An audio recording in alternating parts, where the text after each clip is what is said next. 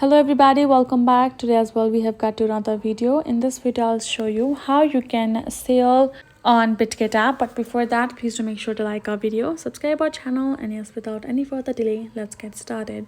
So for that, simply go ahead, open up your Bitget app, and now from here we're going to go back and make sure you're signed in as well. Now at once you're simply going to go ahead, tap on this option of more, and gonna go to P2P, which is the way for you to simply sell and can directly get the transfer to your bank account or your mobile banking at once.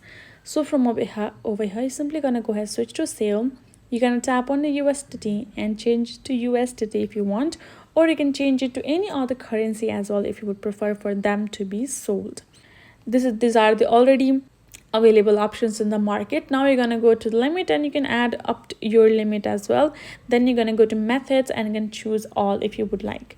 Then you simply will be able to add in your own crypto for the sale right over there, but make sure that you have enough balance over here. Since I do not have enough balance for me to put it on the sale, that's why it's showing this kind of blank option.